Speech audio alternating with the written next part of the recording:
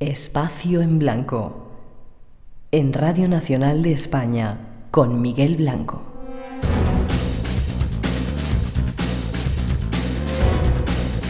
Después de los servicios informativos de las 2, la 1 en las Islas Canarias, regresamos. El misterio continúa en Radio Nacional con esta hora extra que tenemos en este programa especial que estamos realizando desde Albacete. Entramos en el horario de invierno y a las 3 ha cambiado la hora a las 2 y por eso esta hora extra. Y hoy la vamos a dedicar a recordar algunos de los buenos enigmas que hemos vivido en todo este tiempo.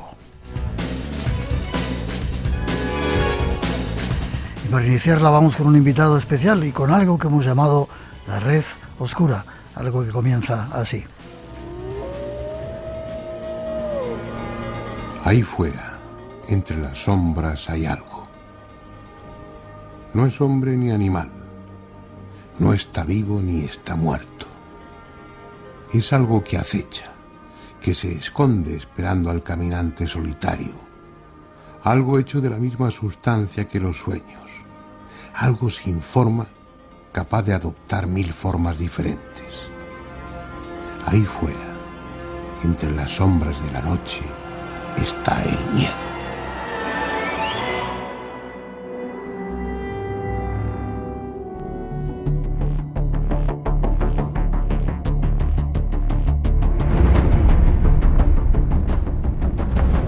El gran maestro Fernando Jiménez del Oso, que nos enseñó algo de ese bastón de mando, entre otras millones de cosas que nos enseñó. Y esta sintonía significa o anuncia que llega nuestro compañero Jesús Ortega. Buenas noches, Jesús.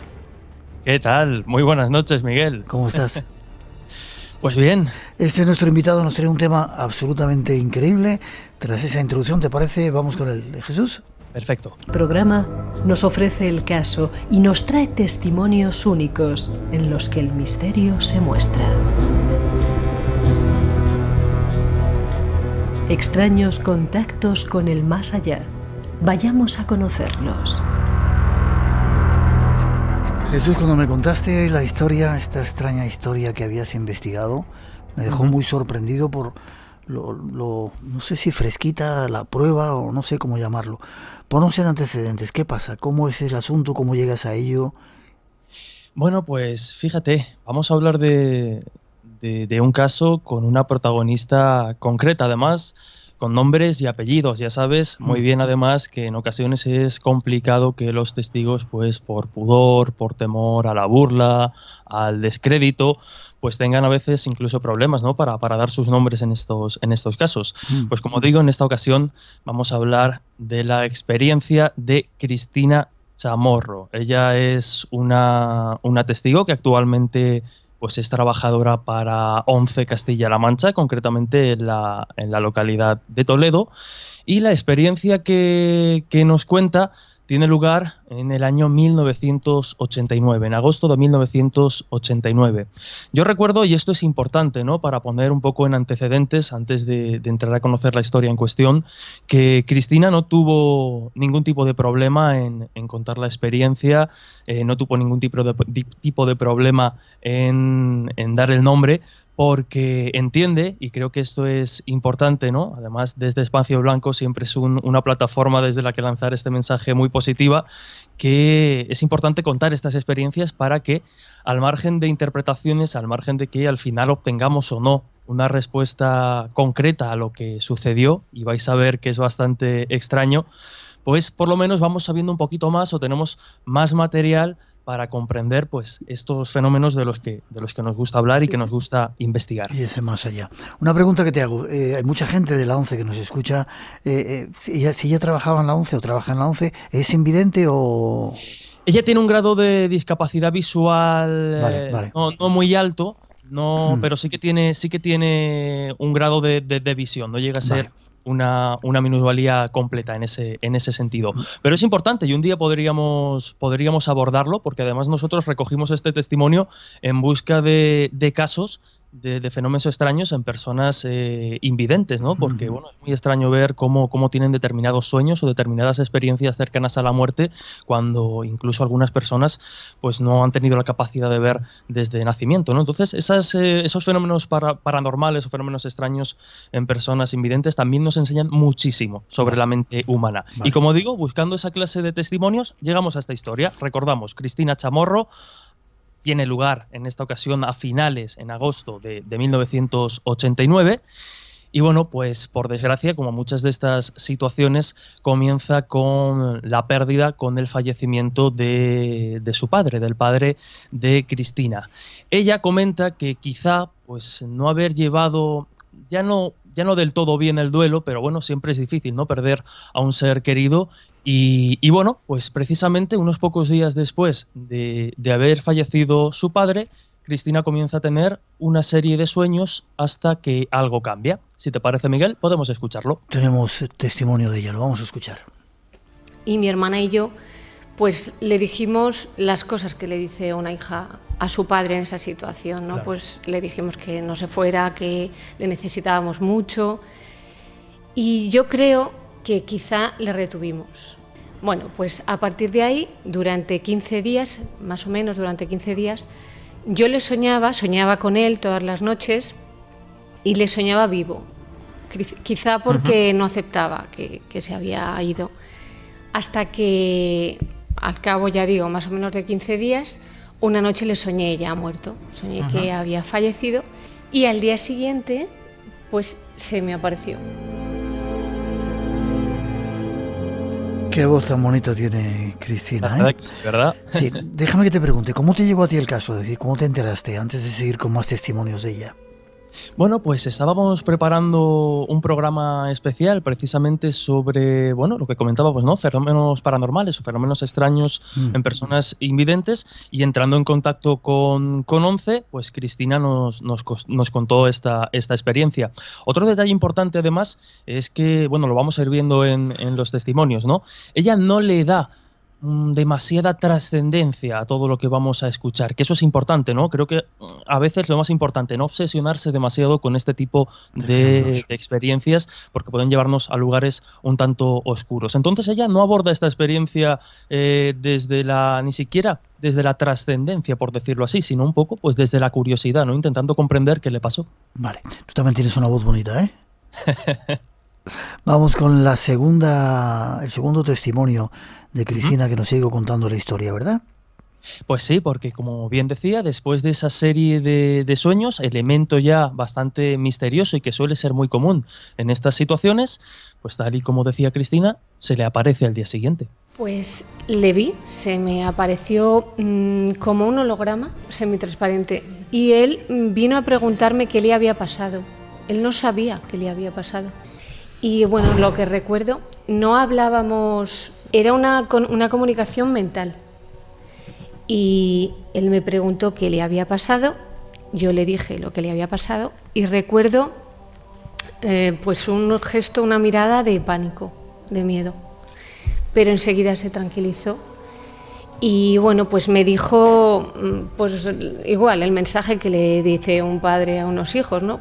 Que nos quisiéramos mucho, que estuviésemos muy unidos, cosas así, mensajes de ese tipo.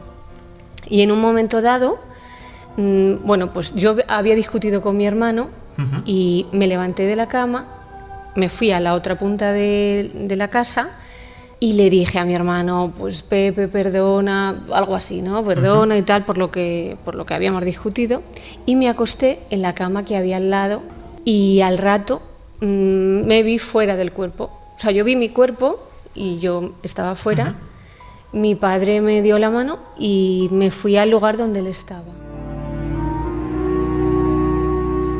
O sea, Jesús, que el papá que había fallecido se le aparece como si fuera un holograma y ya lo percibe así, ¿no?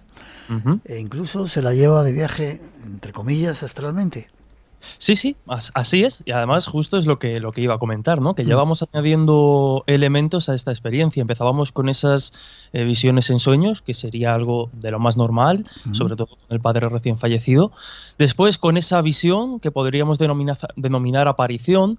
Pero fíjate que, bueno, incluso dándole un giro de tuerca podríamos aludir, teniendo en cuenta que esta visión se produce un poco en los periodos de sueño, podríamos aludir pues a las alucinaciones hipnagógicas o hipnopómpicas, estas alucinaciones que se producen o bien justo antes de llegar a dormir o justo al levantarnos en esos periodos. Pero ya añadimos ese otro elemento, como decías, ¿no? Esa especie de viaje astral que además toma o coge un tinte un tanto oscuro una vez que lo realiza. Si te parece, podemos escucharlo. Sí, y déjame que aporte de nuevo, Cristina no creía o no está metida en estos temas, es una experiencia que vivió, ¿verdad? De hecho, ella empieza a buscar información de este tipo y, como decía antes, tampoco de una manera intensa, tampoco de una manera obsesiva, precisamente a raíz de estas experiencias. Hasta el momento no entendía muy bien qué le estaba pasando. Incluso, bueno, pues en estos audios vamos a escuchar un elemento bastante extraño que nos habla un poco de ese desinterés, podríamos decir, por estas materias. Vale, la escuchamos en el siguiente testimonio. Él estaba en una... todo esto son interpretaciones mías. Sí.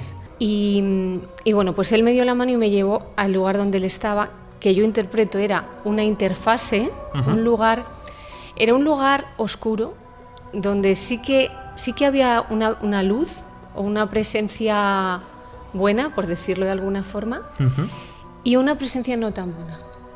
Y ahí había mucha gente de accidentes, personas quizá como mi padre que no eran conscientes de que habían muerto y que tenían mucho apego a la vida, o de un accidente, que habían fallecido de repente. Sí, esa es la percepción que yo tenía. Hay un momento en el que, por lo que sea, yo no estoy al lado de mi padre me suelta, y yo quería volver y no podía. Entonces, pues teníamos una conocida que pues leía las cartas y cosas de estas, que a mí nunca me había leído las cartas ni nada, pero en ese momento pensé en ella. Y el caso es que yo volví a la cama, a mi cuerpo, y siguió la noche, dormí o lo que fuese. 3:24, 2:24 en las Islas Canarias. Seguimos en directo. Jesús Ortega, nuestro invitado ahora, nuestro compañero. Qué curiosa historia, ¿eh, Jesús? La verdad es que sí, porque fíjate que lo que comentaba, ¿no? Ella en esa situación no sabe muy bien cómo reaccionar, incluso cuando tiene esa sensación un tanto oscura dentro de ese sueño, vamos a denominarlo de momento así, y lo que hace es, bueno, pues echa mano un poco de lo que a ella le suena, ¿no? Esta compañera o esta conocida que decía que echaba las cartas. De hecho, lo pensaba, ¿no? Y lo hablaba con ella en su momento, sería interesante localizarla porque ella nunca llegó a contrastar si de alguna manera esa chica en la que ella pensó le ayudó de algún modo psicológicamente o telepáticamente en aquel momento. Sería interesante localizarla y preguntarle si de alguna manera sintió alguna sensación en aquel momento, ¿no? Ya sabes, tienes trabajo para hacer. Sí, desde luego, y siempre es interesante. Quizá nos esté escuchando, Miguel, quién sabe, a lo mejor a través de este programa recibimos el contacto. Seguramente. Seguimos, si quieres. Pero sí. Además, como decía, vamos a decir que todo esto pues está dentro del ámbito de los sueños, que puede ser muy extraño, pero que queda ahí. Pero es que la experiencia en absoluto queda ahí. A la mañana siguiente continúa y ya en un plano muy físico, es decir, ya con Cristina completamente despierta y en una situación, bueno, pues un tanto inquietante. Y por la mañana me levanté para ir a trabajar, me fui a la ducha y estando en la ducha escuché música clásica. Mi padre, que a mi padre le gustaba mucho la música clásica, entonces estando ahí en la ducha, la verdad que tuve un momento de pánico, porque no estaba preparada yo para eso, ¿no? Yo se lo conté a mi madre, que es una persona súper terrenal, y ella no me creyó. La verdad que me escuchó, yo creo que debió pensar, ay, mi hija, pobrecita, qué mal se ha quedado. Se lo conté también a mi pareja, y, Y él me dijo, eso lo has soñado, Cristina, eso lo has soñado. Y se lo conté a mi hermana y mi hermana sí, me creyó, porque estábamos las dos en la habitación cuando le dijimos a mi padre que no se fuera, ella me creyó. Curioso, sonaba música clásica. 5 minutitos nos quedan para que sepas, Jesús, ¿vale? Muy bien. Suficientes para terminar esta historia. Vas a ver. Apasionante historia. Esa, de repente, que empiece a sonar esa música en concreto. Sí. Y bueno, ¿no? Y la común sensación, imagino que muchas personas se sentirán identificadas, ¿no? Cuando viven esta clase de experiencias, de contarla incluso a familiares cercanos y que, bueno, no se la acaben de creer del todo. Sin embargo, claro, la cosa no queda ahí. Quizás sí para Cristina, que a partir de ahí no tuvo experiencias más relevantes a este respecto, pero no para el resto de familiares, porque, como digo, un par de años después, un día muy concreto, el día del 31 de octubre, es decir, la festividad de Todos los Santos, el puente de Todos los Santos, 31 de octubre al 1 de noviembre, la madre de Cristina, que como bien comentaba en este último audio, no la creyó en su momento, pues es protagonista en primera persona de un fenómeno bastante extraño. Lo escuchamos, ¿vale? Ok. Pues le pasa a mi madre. Mi madre esa noche estaba invocando a mi padre. Le estaba diciendo, Pepe, qué duro es esto, qué difícil es criar a los hijos, algo así, ¿no? Le estaba diciendo. Y sonó el teléfono. Ella se levantó, descolgó el teléfono y con una voz de ultratumba le dijeron: Rosa, soy yo. Mi madre, ella lo primero que dijo fue: Dios mío, ¿quién me puede gastar esta broma? Esto se está poniendo interesante. Suena el teléfono y es la voz del padre que había fallecido. O al menos así lo reconoce la madre de Cristina. Y aquí se manifiesta un fenómeno muy interesante del que además creo recordar que habéis hecho algún que otro especial en el Espacio en Blanco, y es el de las llamadas del más allá. Estaría un poco dentro de esa categoría, ¿no? de psicofonías, pues en esos registros que se producen a veces en las grabadoras de voz o en las grabadoras para mensajes de mensajes de voz del teléfono, en fin, bastante llamativo. Pero bueno, la cosa no queda ahí, ¿no? Porque, bueno, vamos a pensar, venga, va, que es una broma de muy mal gusto, por cierto, porque además en ese día en concreto de bastante mal gusto, pero como digo, es que la cosa no queda ahí para nada. Mi hermana estaba en la casa y, bueno, mi madre se fue a la habitación y al rato volvió a sonar el teléfono. Lo coge y le vuelve a decir: Rosa, soy yo. Era de noche. Y mi hermana se levantó tras la segunda llamada y vio a mi madre en el salón, que acababa de escuchar la llamada y responderle a mi padre esto. Y mi madre tenía pues una cara, pues no sé, súper rara tendría, claro, imagino. Claro. Y mi hermana le dijo: ¿qué pasa, mamá? Y ella le dijo: hija, es tu padre. Ha llamado a tu padre. O sea, se lo dijo tal cual. Bueno, se quedaron las dos un rato y mi hermana se fue a su habitación y mi madre a la suya. ¿Te imaginas? Rosa, soy yo y es tu padre el que está hablando por teléfono. Debe ser una sensación... Pone los pelos de punta, ¿eh? Tremenda, desde luego.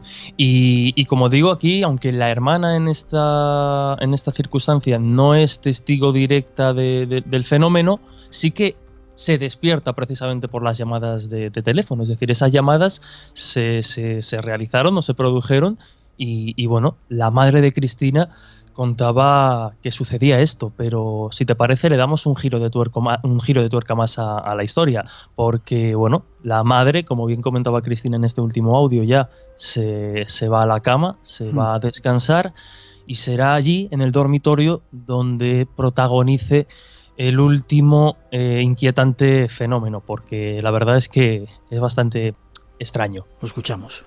Y mi madre, pues al momento vio dos luces y notó cómo mi padre se metía dentro de la cama. Ella comenta que le tocó las piernas y que era él, le notó que era él. Intentó encender la luz de la mesilla pero no pudo, la luz no se encendía. Y bueno, pues mi padre se quedó con ella a dormir esa noche.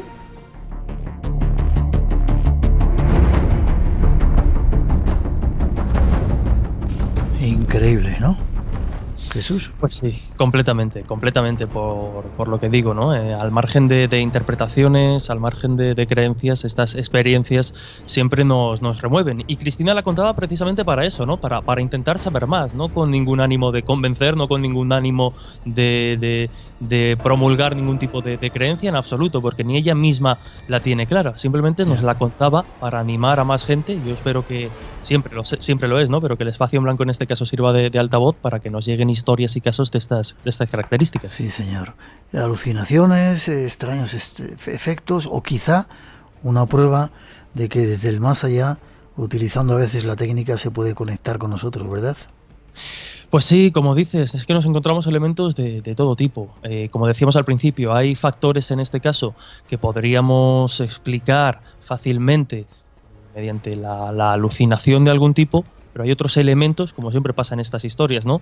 que se nos escapan, como es el de la llamada, como es incluso el de esta sensación en la cama o el de la música en la ducha que comentaba Cristina. Hay de todo en esta historia y bueno, yo creo que al final la conclusión a la que nos llevan este tipo de casos es que hay que seguir investigando y hay que seguir recogiendo y escuchando esta clase de historias para intentar saber un poquito más.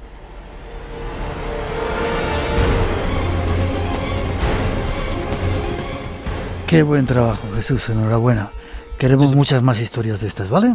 Ojalá. Yo estoy convencido, insisto, que bueno, ya saben los oyentes que al mail comunicación.ortega... Forma de contacto te iba a pedir, porque si te quieren... David Cuevas, que estará escuchando, se va a pelear contigo, porque también quiere los temas. Y Miguel Pedrero también, o sea que entre todos os peleáis para los... Hay un aquí entre reporteros por conseguir los casos, pero bueno, lo interesante es que siempre hay suficientes para todos. Jesús, fuerte abrazo, cuídate mucho con este tema, que dentro de poco nos vayamos y nos demos abrazos. Eso espero. Muy bien, muchísimas gracias. Un abrazo. A ti.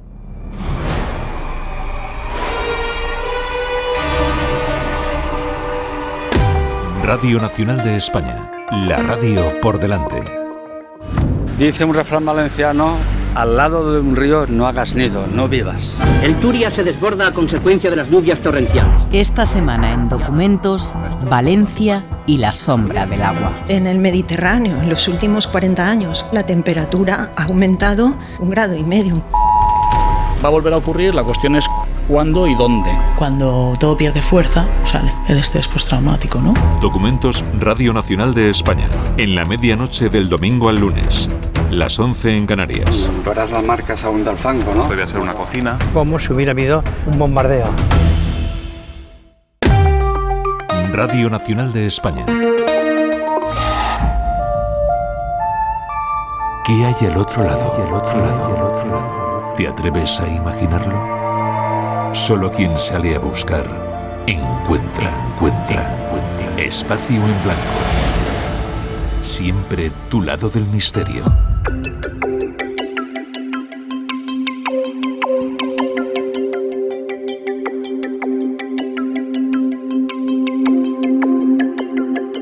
Seguimos en esta hora extra que nos han regalado hoy y llegan más temas.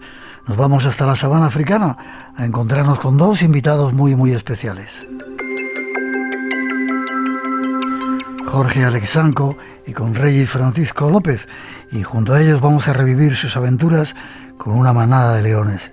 No sé si lo recordáis, ya veréis qué interesante. Vamos con ellos. Jorge Alexanco se ha convertido, escuchen bien, en el primer hombre de la historia capaz de convivir con una manada de leones africanos, integrándose entre ellos como un miembro más. Jorge hace realmente eso.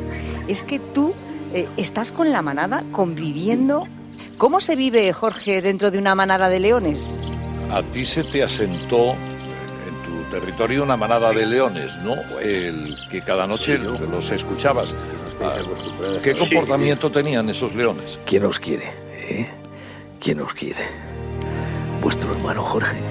Claro, soy vuestro hermano Jorge.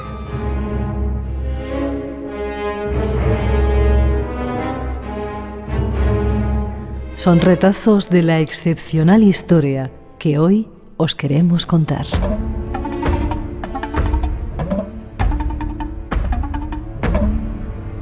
Esta noche queremos contaros una historia sorprendente que seguramente os va a llamar mucho la atención. Comienza más o menos así, ya veréis. Desde que era niño estaba enamorado de los animales. Los animales africanos fueron los mejores animales para los ojos de un niño. Para mí África era el mundo inalcanzable. El mundo de las tribus, el mundo de los leones, el mundo de los animales más difíciles, más fantásticos. Lo contaba este señor que tenemos aquí. ¿Qué suerte tienes, Jorge? Muchísimas gracias. ¿Qué suerte tienes? Muchas gracias. Jorge Alessanco, naturalista que acaba de llegar de la sabana, llega a nuestro programa. Un placer que estés con nosotros en el Espacio en Blanco. Placer para mí igualmente. Regis, ¿cómo lo digo? Francisco López, ¿cómo estás? ¿Qué tal? Muy buenas noches. Regis está muy bien. Regis, un placer. Eres el director de algo que vamos a contar después. Primero vamos a contar la historia y luego nos cuentas algo que se va a estrenar en nuestra casa, ¿verdad? En Radio Televisión Española. Eso es una serie de 8 episodios que se titula El Rey de la Sabana y que muestra pues la apasionante historia del primer hombre que ha sido aceptado por una manada de leones salvajes y que hoy tenemos la suerte de que nos acompañe aquí en el estudio. Señor. Muy bien, muy feliz de volver a estar aquí después de 2 años. Esto sí que es una selva, ¿eh? Sí, desde luego que sí. Ese es nuestro invitado esta noche, son nuestros invitados. Ya veréis qué curiosa historia nos van a contar.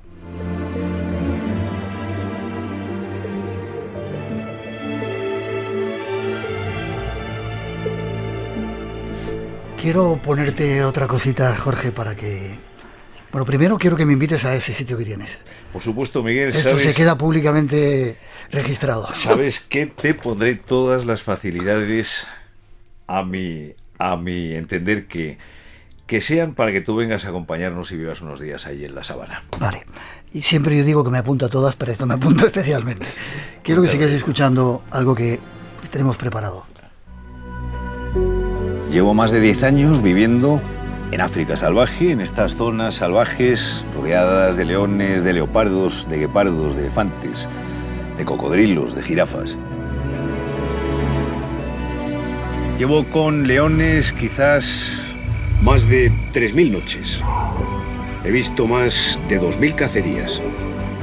Es imposible decir que todo está estudiado, que todo está controlado. Por eso seguiré mis estudios hasta que quizás algún día tenga que dejar esta vida en África, tenga que dejar este mundo fantástico donde vivo.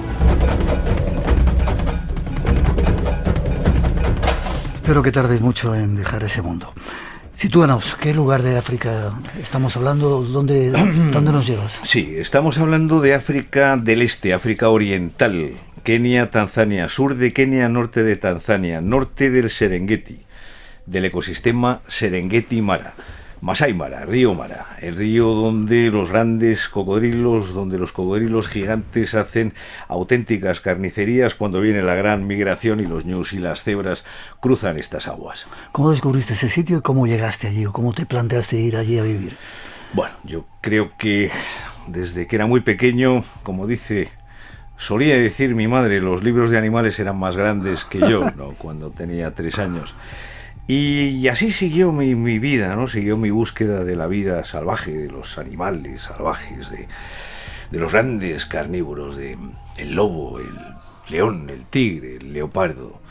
Y Félix Rodríguez de la Fuente influyó también muchísimo en mi vida, en el momento en el que tuve ocasión, en el momento en que pude escaparme con mi mujer Mariola a un viaje como el que tú hiciste, de turistas, cuando tenía yo 35 años, hace ya 15 años de aquel día. Pues toda mi obsesión fue volver a aquellas tierras mágicas, aquellas tierras salvajes llenas de aquello que había buscado y en las que entré con esa excitación absoluta, y luego las circunstancias hicieron que nosotros pudiéramos plantear al gobierno y que el gobierno tuviese interés de plantear un proyecto de conservación del guepardo, del frágil felino, del animal rápido de la sabana, y allí pudimos asentarnos a orillas del río Mara. A partir de ahí nos dimos cuenta de que una manada estaba por allí, ¿no? Una manada de leones. Una manada de leones. Y las manadas de leones, como iba a decir, son territoriales, no cambian, no son como los guepardos que un día están aquí y al otro están a 50 kilómetros. Ellos siempre están estaban en el mismo territorio. Y qué placer mayor para un naturalista que poder compartir minutos, horas, noches y días con una manada de leones salvajes. Y así empezó todo.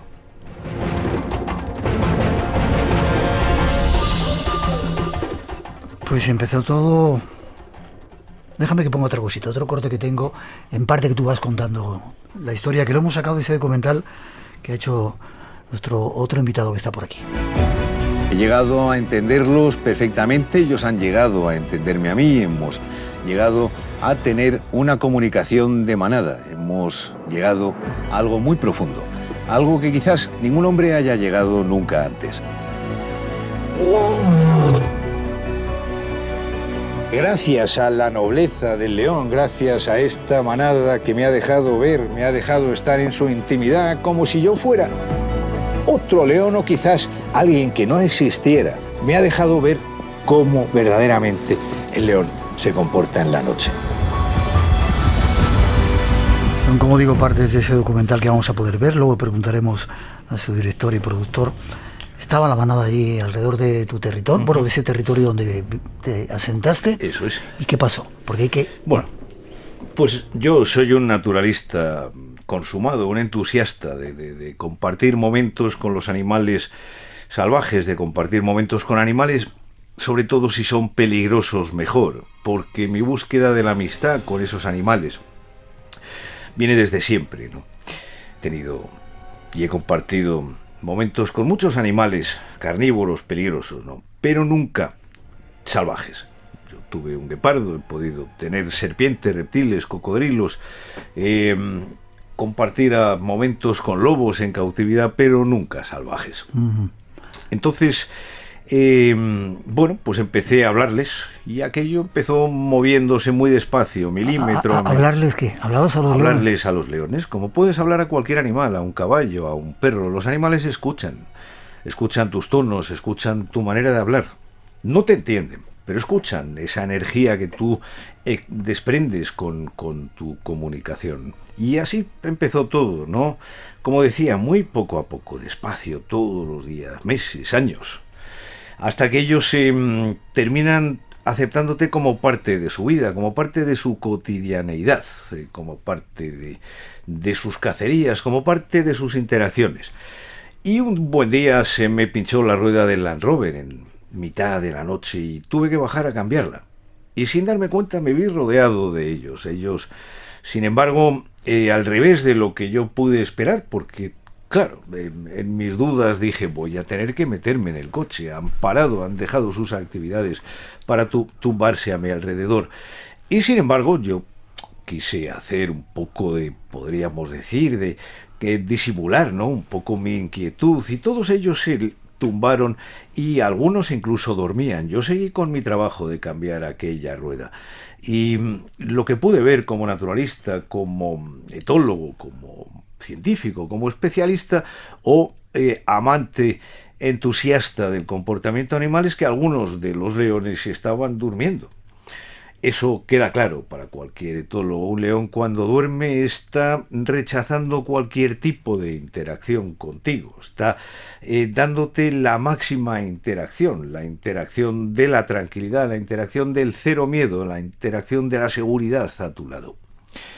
Y ese fue el pistoletazo de salida para empezar a darme cuenta de que ellos estaban demostrándome sus primeros afectos, sus primeros amores, sus primeras aceptaciones cariñosas, sus primeras aceptaciones personales. ¿Cuánto tiempo había pasado desde que tuviste el primer encuentro? Yo pienso que pueden haber pasado quizás 7 años de aquello. ¿7 años? Sí. Y me refiero al primer contacto que tú llegaste allí, viste a los leones. ¿Cuánto tiempo pasó? Eso más tiempo. Yo he tenido interacción con una leona solitaria, con otra manada que le llamaba la manada del río, que es el objeto de mi estudio ahora mismo, desplazó. Con esta manada sí que puedo haber estado ya 10 años. 10 años. ¿Y cuántos miembros componen la manada? Depende de los machos reyes que van y vienen. En este momento hay 4 machos reyes, creo que conquistaron hace un año y pico. Antiguamente había 2 machos, hay 6 leonas reproductoras, en este momento hay 5, porque Anayeruka, esta leona, que es una leona con una personalidad extraordinaria, porque va y viene, es una leona que depende de las circunstancias, no acepta que los machos reyes maten a sus cachorros y no acepta el sometimiento de volver a ser ella útil a los nuevos machos, como ocurre con las demás hembras reproductoras adultas. Ahora mismo hay 5 hembras reproductoras adultas y 4 machos que hacen 9 más 7 cachorros, 16 individuos. Espacio en blanco. El momento donde todo es posible. En Radio Nacional. Esta noche haciendo posible la historia de Jorge Aleixandre, el único hombre o el primer hombre aceptado por una manada de leones salvajes. Tengo 1000 cosas para preguntarte. ¿Cómo siguió esa relación con ellos? Después de que se sentaron a tu lado, ¿cómo fue la historia? Sí, bueno, pues todo va poco a poco, todo tiene un proceso. Cualquier persona que sea consciente de lo que son los procesos en las comunicaciones con cualquier tipo de animal, todo lleva un tiempo y todo lleva unas pautas. Pero bueno, las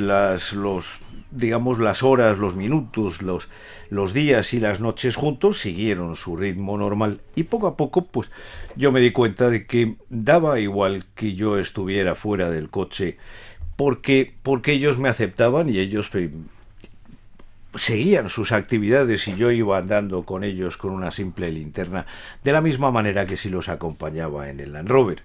Es decir, ¿no se molestaban porque estuvieras con una linterna de noche o con una cámara? En absoluto. Una vez eres parte de una manada, ¿no? Algo que nadie quizás o todavía no se ha podido contar hasta ahora. Una vez eres parte de una manada, la armonía comienza, ¿no? He tenido quizás algún encontronazo, porque seguramente me preguntarás, con algún macho de león o con alguna hembra que no me aceptase, ¿no?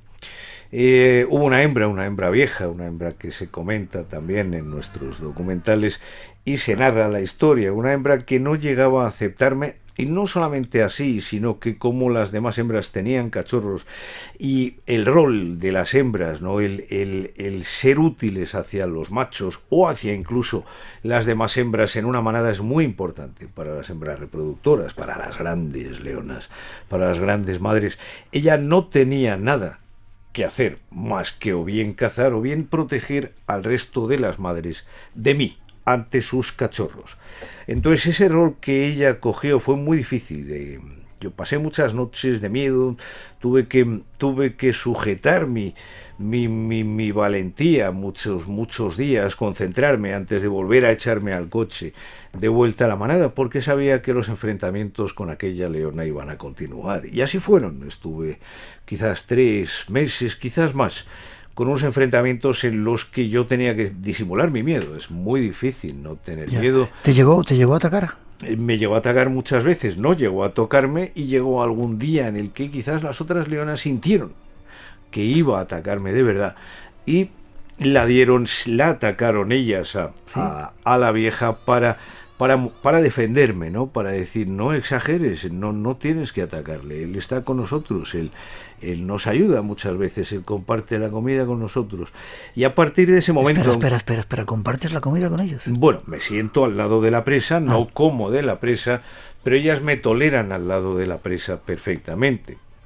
Bien, esto para ellas es comer juntos. Vale. Cuando un león te deja comer con él o con ella, es quizás el momento en el que ya la amistad está consumada, porque te permiten tocar la presa con ellos a 20 centímetros, ¿no? Entonces, las leonas la pegaron duramente, y poco a poco, entre ellas y yo, poco a poco fuimos, incluso alguna vez recuerdo yo que tuve también que levantarme, dar una palmada fuerte, enfrentarme a ella, decir, ¿sabes? Hacerme el fuerte, porque uno no puede ser nunca más fuerte que un león. Pero todo eso se juntó y poco a poco ella fue dándose cuenta de que no había ningún problema. Casi terminando. ¿Qué te han enseñado los leones, Jorge? leones me han enseñado compasión, me han enseñado generosidad, me han enseñado unión, me han enseñado fuerza, me han enseñado resistencia ante las circunstancias, me han enseñado amor. Reyes, ¿y tú qué has aprendido con toda esta experiencia? Estuviste incluso en la pandemia allí, mientras todos estábamos encerrados, vosotros estabais en la sabana grabando. ¿Qué has aprendido? ¿Qué conclusión has sacado después de conocer a este personaje y a su familia con melenas y sin melenas? Pues realmente he descubierto lo poco que sabíamos de la naturaleza salvaje. Y he descubierto que, bueno, parece que la divulgación de la naturaleza se ciñe al mundo anglosajón. Y he descubierto como un gran soñador, una persona, bueno, formado con libros que eran más grandes que él, como nos ha dicho, tenía un sueño de África, lo ha hecho realidad y ahora tiene la gran generosidad de compartir ese sueño de África con todos los espectadores. Yo creo que es un privilegio, es un honor que se pueda ver esta serie y sobre todo que Jorge transmita ese conocimiento. Nos ha costado mucho tiempo convencerle para que quisiera hacer esta serie, pero yo creo que a la gente le va a inspirar. Es una serie evocadora, es una serie que nos muestra a los leones de una manera única, fascinante. Gracias, Regis, por contárnoslo, por traerlo al programa. Muchas gracias a vosotros, Miguel. Y Jorge, ¿a ti qué te digo? Gracias por esa lección, por ese ejemplo, por haber permitido que compartamos tus aventuras. ¿Hay alguna forma de conectar? Te iba a preguntar, ¿esa herida que tienes en la mano? No, esto es un mordisco de serpiente pitón, no tiene nada que ver con los leones. como si nada. Menos mal que era de serpiente pitón. ¿Se puede conectar contigo? Sí, se puede conectar a través de Regis, a través de la serie. Creo que no es difícil contactar con nosotros. Vale, espérame que voy para allá a verte, no tardando mucho, ¿vale? Me encantará. Ha sido un placer estar con vosotros, contigo, con vosotros. Igual aquí, Miguel. Gracias. Muchas gracias. Si puedes imaginarlo, ¿por qué no vivirlo? Si les ha pasado a otros, ¿por qué no a ti? Espacio en Blanco. El lugar donde encuentras lo improbable.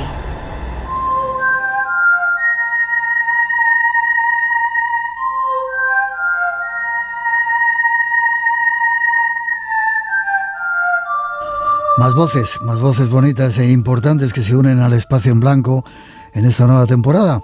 Llega uno de los más importantes naturalistas en España, con algo que llamamos Misterios de la Naturaleza, Luis Miguel Domínguez, al que ya saludamos. Buenas noches, Luismi. Hola, buenas noches, Miguel. Déjame que te diga que es de valorar muchísimo a alguien como tú por todo el trabajo que ha hecho a lo largo de su vida, pero que después de ese ictus que te dio de estar casi un mes ahí colgado de una serie de aparatos, estés con nosotros haciendo esta sección y haciéndola también. Así que enhorabuena, te admiramos mucho, que lo sepas. Bueno, gracias, Miguel, coño, qué bien. Gracias. Hoy nos vas a hablar de elefantes, los elefantes de la guerra. ¿Qué es eso? ¿Desde cuándo se utilizan elefantes en las guerras? Pues mira, el ser humano, ya sabes que si puede jorobar una bonita historia, lo hace. Y la verdad es que las guerras siempre han sido una auténtica masacre humana que ha destrozado vidas y expectativas. Pero cuando deciden en esas guerras todavía ser más poderosos a base de la vida de otros, la cosa es terrible. Fíjate, el elefante, un animal por otra parte desconocido todavía a día de hoy, así que imagínate entonces, pues se empezó a utilizar exactamente hace 4.000 años. Fue la India, sobre todo en el Valle del Indo, y también en China, en el Valle del Río Amarillo, se utilizó el elefante en diferentes batallas. No tenemos suficiente con matar seres humanos y todo lo que pillamos alrededor, sino que ya esos animales también los utilizamos para la guerra. 4.000 años, me dices, en India y en China. Sí. ¿Qué especie de elefantes fue la más utilizada para las guerras? Porque pues claro, ¿en China había elefantes? También me pregunto. No, es que además ellos se encargaban de moverse por todo el mundo, localizando las poblaciones de elefante, capturándolos y luego entrenándolos, porque para trabajar en la guerra esos elefantes tenían que ser entrenados. A priori, alguien que nos esté escuchando pensará que sobre todo se trataba del Loxodonta africana, el gran elefante de sabana africano. Pero no, este animal es verdad, es el más grande, es el más impresionante y por tanto se supone que el más eficaz en la guerra. Pero en cambio era casi imposible de adiestrar. El Loxodonta africana no fue. Fue, fíjate, lo que se creía que era una raza de elefante distinta, que es el elefante de bosque o el elefante de selva. Lo encontramos, por ejemplo, en países como Gabón, en Guinea Ecuatorial, en Gabón, por supuesto. Y es un elefante mucho más pequeñito, adaptado a la vida entre los árboles. Luismi, ¿cómo Por tanto, es un animal que maniobra y se puede manejar. ¿Y ese es el elefante que utilizaban en China y en India para las guerras? No, en China y en la India utilizaban el Elefax maximus, que es el elefante indio, que era más pequeñito que el africano. Sí, y que es una especie propia de allí. Pero fíjate, ha tenido que pasar la vida y los siglos para descubrir que en África no solamente hay una especie de elefante, sino que por lo menos hay dos, el elefante de sabana y el elefante de bosque. ¿Cómo lo entrenaban, Luismi? Bueno, de manera impresionante. Había auténticos artistas en la materia. Por ejemplo, en Numidia, en lo que es la actual Mauritania, estaban los mejores adiestradores de elefantes para la guerra. Y lo más importante era dar con el jinete adecuado, con la persona que fuera arriba del elefante y que pudiera trabajar con él en base a su psicología, sobre todo. A estas personas se la llamaban Mahout. Sí. Mahout. ¿Y desde Mauritania los bajaban o los llevaban a otros lugares del mundo? Sí, claro, por supuesto. Mira, por ejemplo, Alejandro Magno es el primer europeo que cuando entra en guerra contra los persas descubre al elefante, ¿no? Y tanto es así que se queda emocionadísimo y dice, en mi ejército quiero elefantes. Y se pone a comprar elefantes como un loco. Fíjate si la cosa era impresionante, que a veces los soldados se morían de miedo al ver a ese bicho tan precioso y tan enorme. Y de hecho, Alejandro Magno tuvo que hacer en 2 ocasiones sacrificios al dios del miedo, al dios Fobos. Entonces hacía un sacrificio antes de la guerra para que la gente perdiera el miedo a ese bicho impresionante, ¿no?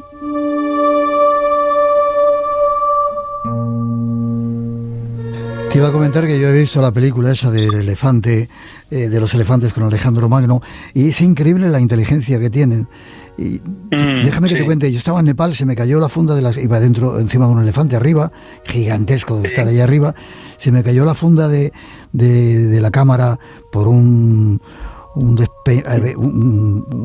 desnivel que había allí, y el elefante fue tan increíble, se dio cuenta enseguida, yo sin decir nada, cogió con la trompa, se alargó, llegó hasta donde estaba, que estaba súper lejos, la cogió y me la entregó en las manos. Increíble. Y ver en la India, claro. Y ver en la India cómo son la representación del dios Ganés, algo sagrado, es muy especial esos seres, ¿verdad? Sí lo son, sí, son realmente maravillosos y son sobre todo muy sensibles. El gran problema del elefante, la gran debilidad del elefante en aquellas guerras era su sensibilidad. Es un animal que tiene una memoria portentosa, de forma que cualquier hecho que acontezca le va a marcar y a veces le va a bloquear, se quedaban bloqueados y no podían caminar. Mira, te voy a contar algo que a mí me parece muy triste. En una ocasión yo compré en Tailandia una pieza que estoy viendo ahora, la tengo aquí en mi despacho, es un elefante de madera que está arrastrando un tronco por la selva. Bueno, esta es una pieza, una pequeña talla de madera que justamente arriba, donde va en la cabeza del elefante, va este hombre al que se llamaba Mahu. Este hombre lleva ahí un martillo y una cosa alargada que yo no acababa de entender qué pintaba ahí eso, ¿no? Pero después de investigar para mi próximo trabajo este tema de los elefantes, descubro que era habitual que la persona que dirigía el elefante llevara una maza y un cincel de hierro. Wow, como los picapedreros, ¿vale? Igual que los picapedreros. ¿Y para qué lo utilizaban? ¿Por qué? Claro, pues mira, porque si el elefante entraba en pánico, algo que ocurría, giraba sobre sí mismo y atacaba a su propio ejército. Todas las personas que iban detrás del elefante morían con toda seguridad. Y para eso quien dirigía al elefante tenía un único sistema de pararle. Era con el cincel y la maza atravesar el cráneo y llegar al cerebro. Wow. ¿Cómo terminó todo esto, Luismi? ¿Cuándo pues todo esto dejaron de utilizar elefantes? Terminó mal, como te puedes imaginar. Los elefantes de selva, de bosque o de selva, prácticamente se extinguieron, como les pasó a otros muchos, por ejemplo, a los elefantes en Ceilán, en la actual Sri Lanka. Espero que aprendamos alguna vez de esos errores que hemos cometido en la historia, Luismi. No sé si el ser humano es capaz. ¿Forma de contacto contigo? Pues mira, en las redes sociales, en todas ellas, LM Domínguez. Y en mi correo electrónico personal, lmdomínguez@gmail.com. Como siempre, un placer, Luismi, estar contigo y aprender esta serie de cosas. Bueno, ya ves, ahí estamos con todo tipo de cuestiones, no siempre negativas. Vamos a intentar que la belleza de lo natural florezca en este programa, claro. Amén. Por supuesto. Amén, que así sea. Fuerte abrazo, Luismi. Venga, cuídate bonitos. mucho. Venga, gracias de corazón. Hasta prontito, Cuidado. chato. Hasta prontito. Adiós, bonitos.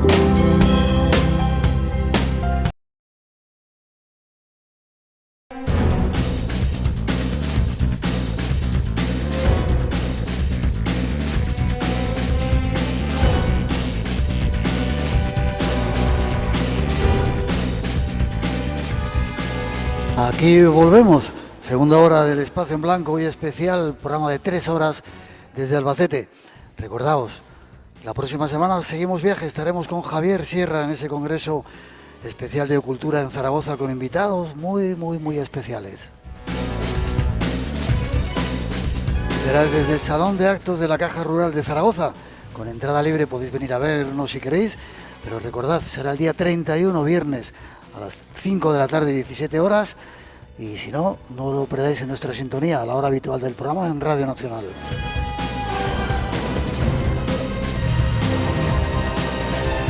Hay muchas más invitados e invitadas en este programa, pero seguimos con Ana Martínez Castillo. ¿Habías estado en ese sitio, cómo se llamaba? Las Tiesas. Las Tiesas. Llegas allí, empiezas, te coloco un poquito por mejor. aquí, ahí está. Ahora ya no suena Esto tanto. es lo perturbador, Miguel. ¿El qué? El micrófono. Tú sí que eres perturbadora. Te doy miedo ya. A mí me encanta sentir miedo, pero yo no sé qué sentirán tus colegas, primero tus compañeros de clase, de instituto. Sí. Y tus alumnos. Nada, se han acostumbrado. Vale, estás en ese sitio, ¿qué pasa en ese lugar? A ver, ese lugar es un... Bueno, actualmente es una ruina, pero fue el hospital psiquiátrico Virgen de la Purificación, popularmente conocido como Las Tiesas, porque se ubica en el paraje que se llama Las Tiesas. Y era un hospital psiquiátrico bastante moderno, que se inaugura en 1974, me parece, y es enorme. Bueno, eso es una bestialidad, Miguel. Y cuando, se inaugura en ese momento con la intención de quitarle esa pátina a los psiquiátricos que tienen ahí como de... Vaya lugares, sí, ¿no? Sí, Wow. de mal. Entonces era un sitio pues muy, muy moderno, integrado en la naturaleza, a mitad de la llanura, pero con patios, con sus arbolicos, ahí muy bien. Y lo que pasa es que está muy retirado de Albacete, claro. Eso viene a menos, se convierte en una ruina, hay una serie de problemas, normalmente está cerrado, pero bueno, se queda ahí en plan ruina para que los frikis como Eso te iba a decir. Sí. Empezamos a ir los frikis, yo también me considero un poco friki en eso, a ver qué pasa de esos Claro, lugares. ahí la reivindicación es que no pasa nada, hay que vivir con ellos, somos frikis. Entonces, pues en ese momento, una mañana tonta, unas amigas y yo nos fuimos a explorar pues la ruina, a sacar fotografías, a hacer el amago de grabar alguna psicofonía. Claro, hombre, ¿cómo vas si no grabas, por favor? Y entramos por detrás, hay como la entrada normal y luego está la entrada trasera que es de las cocinas, donde están las cocinas, entrabas al salón, un salón impresionante, pero es que brutal. Y nos plantificamos allí las tres que íbamos, la grabadora en la mano, preparadas, en total silencio. Claro, el suelo estaba lleno de polvo, pero había loza, de platos que había por ahí tirados y demás. O sea que cuando tú andas, que tienes que ir con cuidado, porque no te caigas, no se recomienda entrar en ruinas, hay que ir con mucho cuidado y haces ruido cuando andas. O sea, el caso es que tus pasos suenan, se nota, ¿vale? No es un crujidito leve, no, se nota que vas. Y nos plantificamos allí las tres con la grabadora en la mano, quietas, así expectantes, sintiendo el momento, a la que de pronto empieza la sensación más terrible que he vivido en mi vida, de verdad. Empezamos a escuchar pasos como si alguien muy grande viniera hacia nosotros desde el fondo. Crac, crac, crac, crac, crac, crac, crac. Nos quedamos así, cada una imaginamos lo peor. Yo me imaginaba, digo, esto como sea un perro, aquí no nos ampara ni la Macarena. Porque si es una persona, oye, algo le podrás decir, pero como sea un animal con la boca abierta, digo, hasta aquí hemos llegado. Pero era una sensación de peligro, de efectivamente hay algo físico que viene hacia nosotras, que nos dimos la vuelta como pudimos, así, plan despacio, o sea que hay que tener cuajo para salir de allí despacito, ¿sabes? Escuchando eso, venir a por ti. Salimos y no vino nadie. Allí no había nadie. Dimos la vuelta a ver si había un coche. Claro, no es un sitio donde uno vaya a llegar andando, o sea, tienes que ir en coche y ves si hay más personas, se nota. No había nadie. Y sentisteis miedo, claro. Claro. ¿Y a ti te gusta y te vas? Yo luego volví a entrar, no te digo más. Sí. Sí. Pero fue una... Yo normalmente no creo en las cosas paranormales, a mí me gusta inventármelas, explorar ese lado desde la ficción, me gusta buscar. Estoy en perpetua búsqueda, por decirlo de alguna manera. Vale. En aquel momento esa otra parte oscura se estaba manifestando para que vosotros la sintierais. Claro, ahí es cuando te ves de pronto que hay una cosa muy rara. Que hay una cosa muy rara que lo estás escuchando allí in situ, estás tú ahí metida, no es que te lo han contado, no, es que estás tú oyéndolo y la sensación de peligro es tuya, la estás viviendo tú. Entonces eso es muy fuerte. Y yo no sé lo que era, pero desde luego asustaba.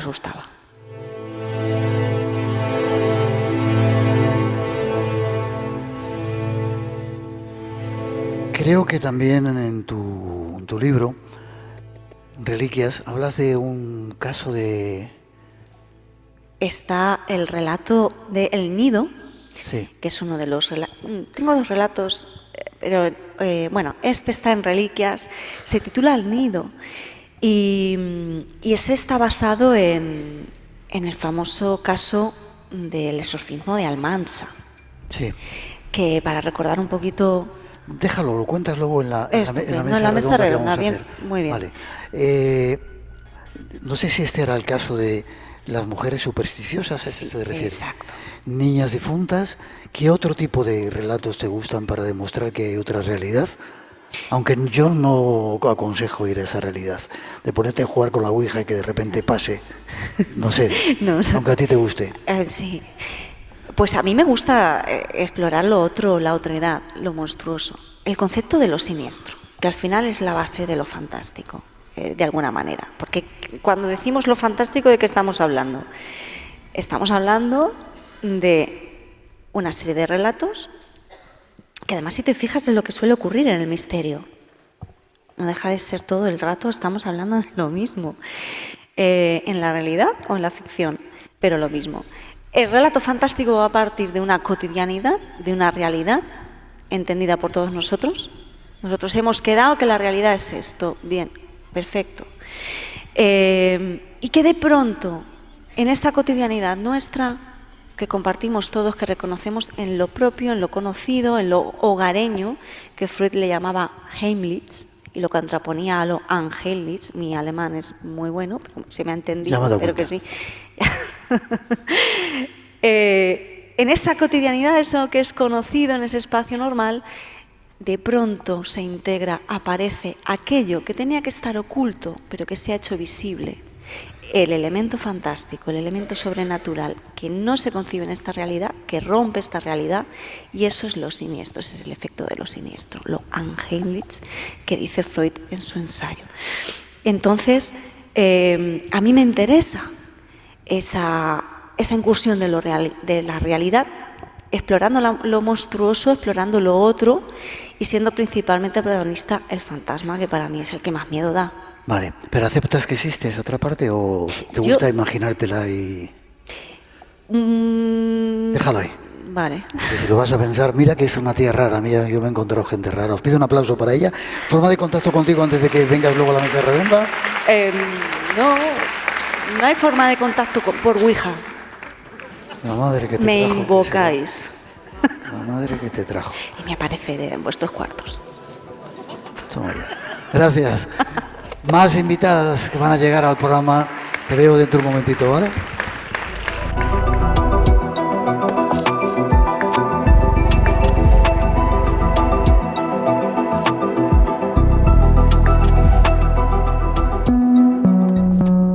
El misterio puede abrir la puerta a otros mundos, desconocidos, sugerentes, a veces aterradores.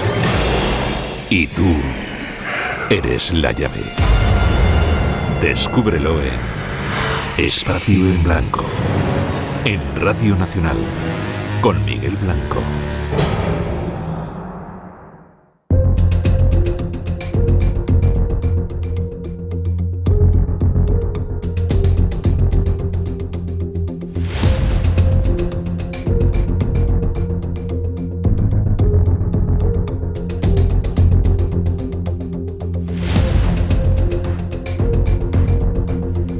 Para seguir vamos con una nueva invitada que llega a nuestro programa muy especial, Mónica Esgueva. Os pido un aplauso para ella. Mónica, un placer tenerte con nosotros. Perdona que sea tan tarde que te tengamos ahí. ¿Has cenado? He cenado. Vale. Algunos de nuestros caminos se acercaban y nos hemos reunido aquí, cosa que para mí es un placer. Déjame que te presente. Fundadora de la Session Institute, no sé si se dice así. Es considerada un referente en el mundo hispano en aunar la corriente oriental con la occidental. ¿Has escrito 9 libros?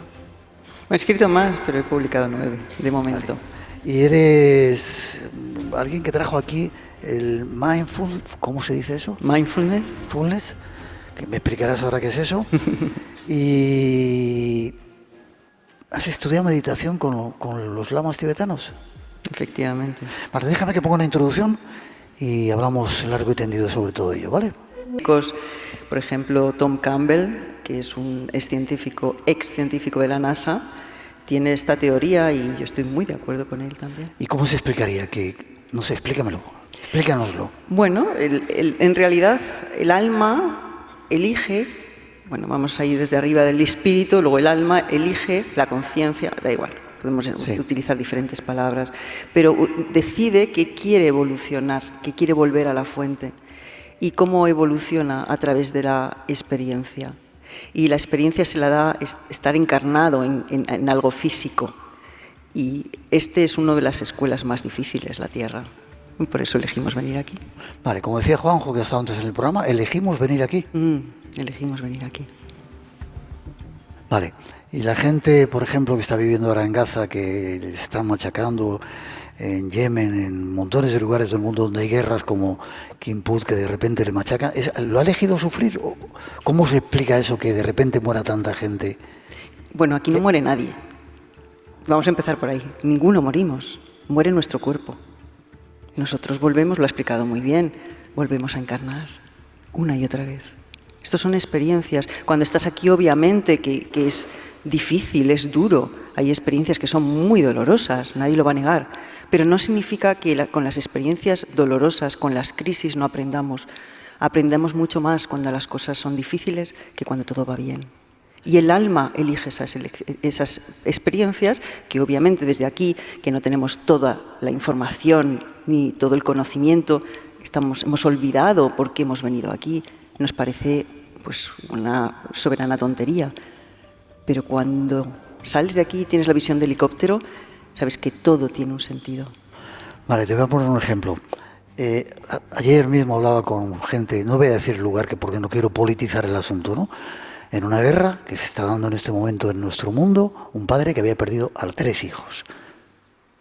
Él ha elegido ese sufrimiento, esos hijos han elegido morir para que su padre, su madre, toda la familia estaban devastados.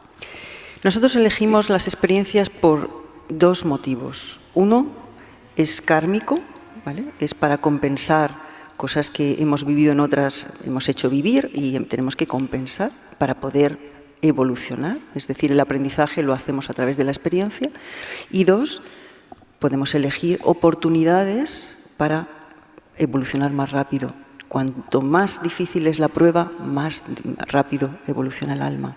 Es decir, cuando más sufrimos, o no sé si es esa la palabra, más rápido vamos al otro lado. No se trata de ir más rápido al otro lado. El alma necesita, tú imagínate que el alma es como el juego de ese que conseguíamos los quesitos, ¿cómo se llamaba? Sí, el trivial. El trivial, gracias. Entonces, nosotros venimos aquí a conseguir todos los quesitos del trivial, hasta que hay un círculo, hasta que nos completamos. Esa es la iluminación, cuando hemos aprendido todo lo que había que aprender aquí. Y cada cosa que aprendemos es un quesito, y tenemos que pasar por todos los quesitos, y tenemos que pasar por dificultades. ¿Para qué? Para aprender. Y a veces esas dificultades las personas se hacen más compasivas cuando han sufrido, cuando han pasado cosas difíciles. Cuando todo te va bien, te crees el rey del mambo y no tratas bien a los demás. ¿Tú has sufrido mucho? Yo creo que todas las vidas aquí tienen sus dosis de sufrimiento. Todos tenemos pruebas, cada uno tiene pruebas diferentes en función de lo que ha venido a aprender.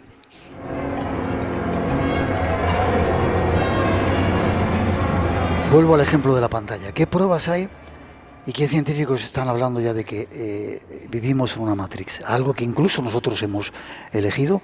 Supongo que cuando uno se da cuenta que eres el que controla la pantalla o el avatar, wow, la cosa debe de cambiar de una manera increíble, ¿no? Cambia todo, cambia tu perspectiva de la vida, cambia el sentido de tu vida, sabes que tiene un propósito. Aquí lo difícil es mantener esa conciencia en el día a día, porque el día a día lo que hace es que te arrastra a que te creas el juego, te creas que lo que está pasando es de verdad. Y claro, se olvida, nos olvidamos.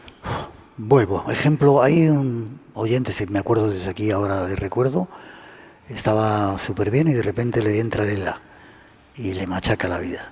Un tipo que era un tipo brillante, ¿lo ha elegido él?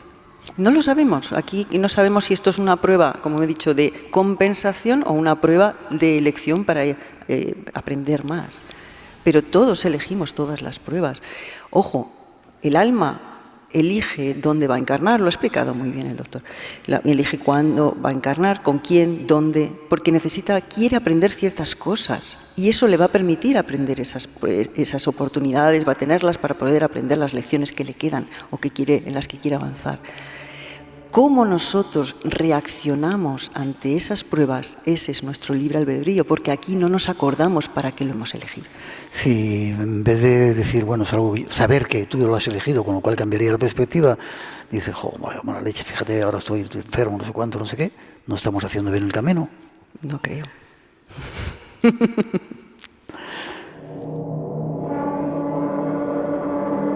Luego te voy a preguntar claves para eso. Explícame qué es el mindfulness.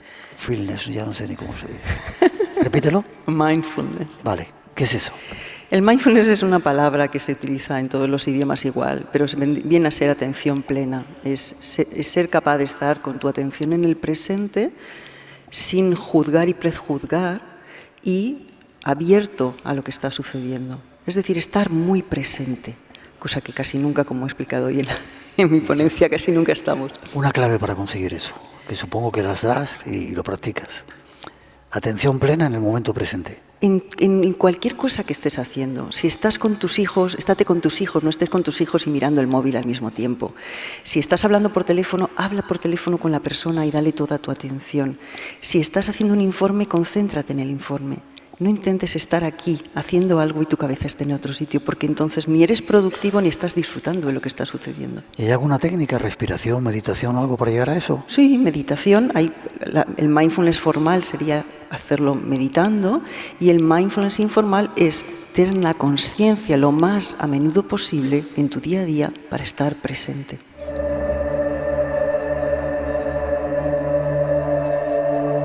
Espacio en Blanco. En Radio Nacional, con Miguel Blanco. Y con Mónica Esgueva en esta parte del programa. Ya te digo que tenía muchas ganas de verte. Estamos dando así, como decías, pedacitos para luego tratar de que nos des alguna clave más. ¿Qué te enseñaron cuando estuviste con los lamas? ¿Y en qué parte del mundo estuviste con ellos? Estuve viviendo 6 meses en Nepal. ¿En qué parte de Nepal? ¿Cómo me gusta Nepal? Qué país tan increíble, ¿eh? Wow. En el valle de Katmandú, donde tienen el asentamiento todos los tibetanos que están en exilio viviendo allí, ¿te acuerdas? Sí. Al lado de la stupa. Sí. En el monasterio, estuve viviendo en el monasterio, bueno, en el guest house del monasterio donde vive Mathieu Ricard, que conocerás, que es un gran monje tibetano y al mismo tiempo es un científico francés muy importante en su tiempo. Y estuve también, he ido muchas veces al norte de la India, donde hay el gran asentamiento tibetano y donde vive el Dalai Lama, en Dharamsala, al pie de los Himalayas. ¿Te recibió el Dalai Lama? No, me recibió el Karmapa, que es el segundo lama más importante.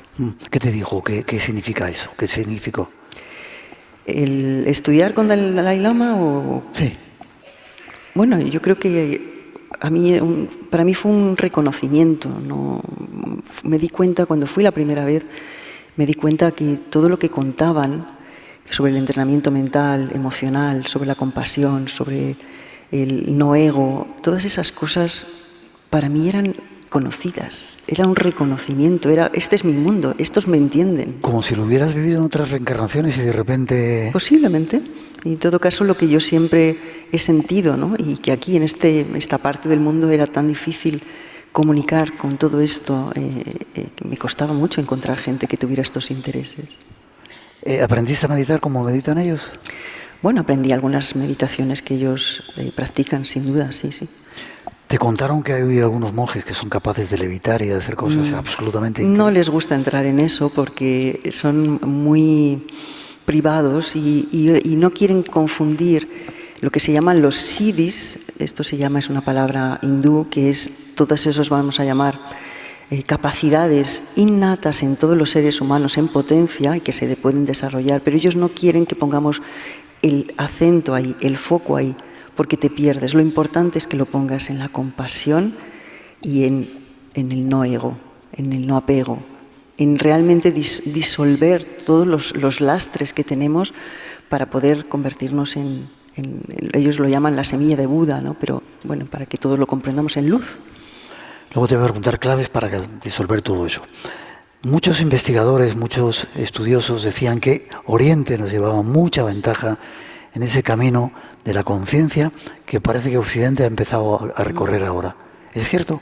Allí había más, o hay más constancia de que hay otra vida, otra históricamente, forma. date cuenta que nosotros en Occidente nos hemos dedicado a ver cómo podemos hacer para tener más dinero, para producir más y ganar más, para tener más recursos, para tener más avance, básicamente para tener más riqueza.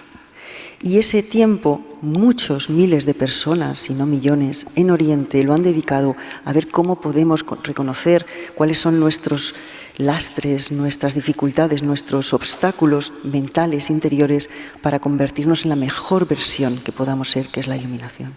Entonces yo creo que alguna cosa nos pueden enseñar al respecto. ¿Cómo fue la entrevista con ese seguidor del Dalai Lama? ¿Cómo fue cuando con Karmapa. Karmapa, sí.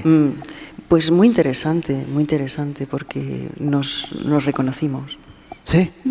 Como las reencarnaciones cuando están buscando a un... Bueno, a ellos los encuentran así, ¿no? Buscan a la reencarnación de un lama, lo llaman un tulku, y les buscan cuando tienen 2, 3, 4 años, porque generalmente claro, son seres muy avanzados y deciden ya de antemano, antes de morir, más o menos dónde van a encarnarse. Y entonces dan algunas pistas, y con esas pistas más, algunas pistas que les llegan en sueños y en intuiciones a sus seguidores más cercanos, digamos a sus discípulos más cercanos, lo van a buscar y les hacen pruebas. Y les ponen una mesa, podría ser como esta, en donde les ponen objetos que ellos han tenido en una vida anterior, pero también muchos otros objetos para confundir. Y el que es un tulku, es decir, un lama reencarnado, va exactamente a los objetos que eran suyos. Con lo cual es una prueba. Es una prueba. ¿Tú recuerdas tus vidas anteriores, alguna de ellas? Alguna. Quizá esa que estuviste viviendo en Oriente cuando... Quizás. Sí. ¿Cómo te reconoció? Bueno, nos dimos cuenta que la frase que me dijo es: hemos estado relacionados.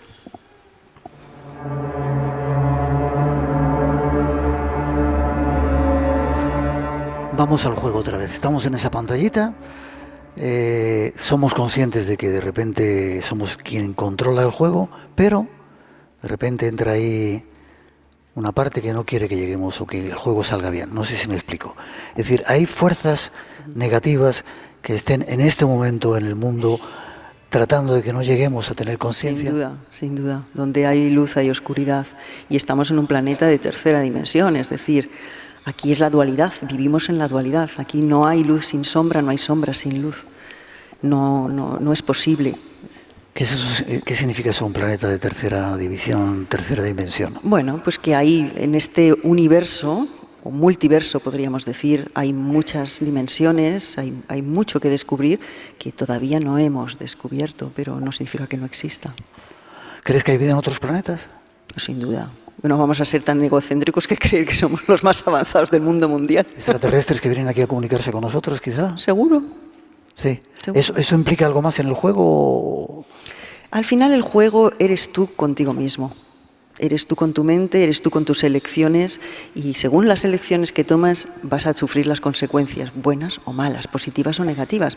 En realidad aquí lo más importante depende de ti. Claro que hay fuerzas negativas que van a intentar que no llegues, pero también hay fuerzas positivas que van a animarte y van a estar ahí protegiéndote. Entonces, aquí hay de todo.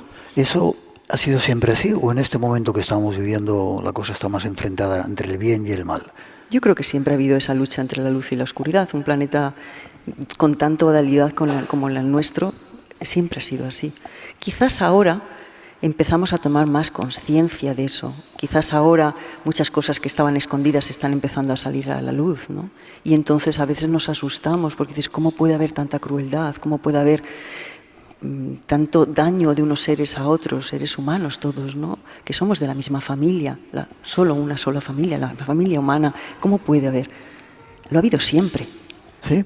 Bueno, el siglo pasado, ¿cuántos millones de personas murieron en 2 guerras mundiales? Vamos a ver. Quizá es que el ser humano en este planeta ha elegido un juego en el que es darse leña. Bueno, esa es una elección, pero podemos elegir otra cosa.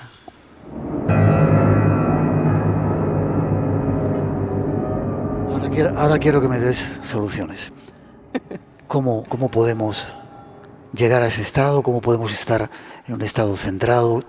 Supongo que técnicas, tú supongo las habrás practicado, algo práctico. Yo creo que hay cosas muy sencillas que se pueden llevar a cabo, que es estar consciente en todo momento, observarte, observar si estás teniendo una reacción automática, observarte tus propios pensamientos. ¿Estoy alimentando pensamientos negativos o pensamientos positivos? Perdona, es muy fácil decirlo, ¿cómo se hace? Poniéndote en segunda persona, observándote. Porque no somos nuestros pensamientos, somos la conciencia que piensa esos pensamientos. Con lo cual, si los pensamientos no me hacen bien, los puedo cambiar. ¿Sí? Claro. ¿Sí? Claro. ¿Cómo se hace? Cambiándolos. Cuando uno es obsesivo y de repente, fíjate, tengo que pagar la letra y no tengo dinero y me viene el banco y me van a quitar no sé qué, ¿cómo se quita eso? Primero estando en el presente. En este presente, ahora mismo, te lo está quitando el banco, te lo está quitando todo. No. Bueno, por algo empieza. Con otros invitados o con mucha otra gente que ha pasado por el programa nos han enseñado a veces técnicas. No sé si la respiración es una de ellas. La respiración es una de ellas porque siempre estamos respirando, pero nunca respiramos de manera consciente. Quizá sería un buen camino comenzar por ahí. Comenzar por ahí, el hacer respiraciones conscientes desde el abdomen, porque cuando estamos estresados, con angustia o con ansiedad, respiramos desde los pulmones, aquí arriba, exacto. Y entonces eso no nos tranquiliza. Cuando nosotros ponemos la atención consciente en el abdomen y en hinchar el abdomen y deshinchar el abdomen, eso automáticamente nos relaja. Sí. Sí. Vale. ¿Alguna otra cosa más que podamos hacer? Tener el interés en querer cambiar, en cambiar tus sentimientos. Cuando tienes sentimientos de envidia, cuando tienes sentimientos de angustia, cuando tienes sentimientos de miedo, cuando tienes sentimientos de vergüenza, se pueden cambiar.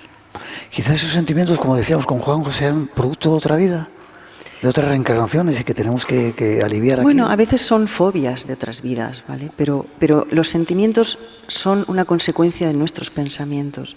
Si yo estoy pensando, alimentando pensamientos de envidia, pensamientos de vergüenza, pensamientos de odio, me voy a sentir muy mal, voy a sufrir muchísimo. Y eso lo puedo cambiar ahora mismo. Hablaba del amor, del perdón, claro que sí, de la compasión, de la cooperación, de la buena voluntad, de la amabilidad, de la bondad. Todo esto está al alcance de cualquiera de nosotros, pero tenemos que querer. Según piensas, es la realidad que te va a esperar. Esa es la realidad. Lo que más repetimos cambia nuestro cerebro. Entonces eso luego nos va a salir automático. Es un entrenamiento mental. Aquí nadie te regala nada. ¿Y se puede conseguir? Se puede conseguir, claro que sí. ¿En poco tiempo, en esta vida? En una vida se puede progresar muchísimo, muchísimo, muchísimo. ¿Y después? Ya veremos. ¿Sí? Ya veremos lo que nos espera. No podemos elegir y decir, bueno, yo ya no vuelvo más y voy a la luz y de repente me hago... Durante un tiempo, pero luego, si no hemos conseguido todos los quesitos, hay que volver.